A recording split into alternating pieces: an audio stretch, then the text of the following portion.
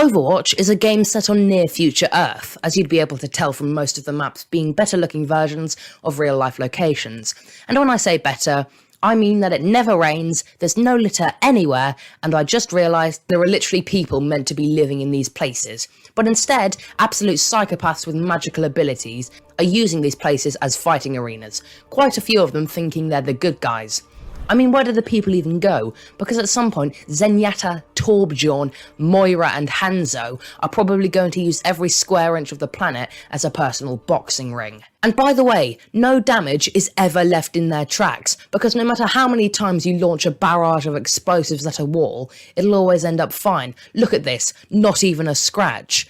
Anyway, Overwatch is a hero-based FPS that's become extremely popular, even becoming an esport. And when I say hero-based, I mean it. I mean, just look at all of these fascinating characters, each with their own unique skills. You can take a look at your skins and other collectibles in the hero gallery, where you can also take a look at the vast range of characters to play as.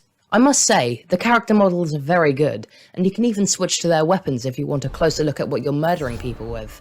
These weapons can range from katanas being wielded by cyborg ninjas, massive gauntlets being worn by the most shredded guy you've ever seen, and even a rocket hammer. Those are just some of the cool weapons. Then, as you investigate further, you begin to realise that the people designing these models were probably on crack. I mean, look at this. This gun is smaller than my 5-year-old cousin's penis. How could this help you out in a fight?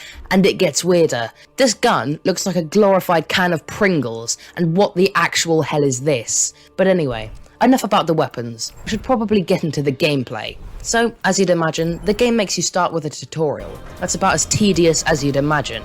I'm sorry, I have to follow this person around. The tutorial is like a massive middle finger from the game, making fun of the fact that you're probably a noob. And Overwatch has the biggest middle finger of them all. Oh yeah, you have to follow this girl around a room.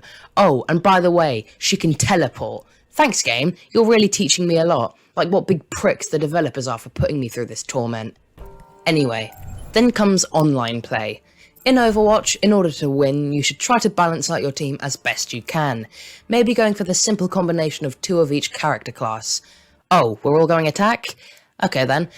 For a team-based shooter, Overwatch really doesn't help you create good teams, because about 90% of the characters in this entire roster are damage characters, and no matter how much you believe, you'll almost always end up in a team full of them, leaving you to decide whether you'll just play as a damage character too, or go support for the 1000th time. Game modes can range from anything to team deathmatches, to capture the flag, to escorting a payload, and that's just the beginning. There are tons of wacky game modes to play in arcade, like Team Deathmatch, Elimination, Quick Play Classic. Ooh, Total Mayhem, that sounds like fun. Oh wait, what's that? All it does is reduce cooldown speed and give you extra health. Oh. But there's more! If your teammates are pissing you off every game, and you just want a little time to improve your Overwatch skills, you can simply head over to the practice range, where you can shoot robots, and go upstairs, and end your life. I have so many questions about this game. Why is this lady blue? Why is this hamster piloting a mech? And why does this psychopath have access to explosives? I mean, come on, that just seems like an accident waiting to happen.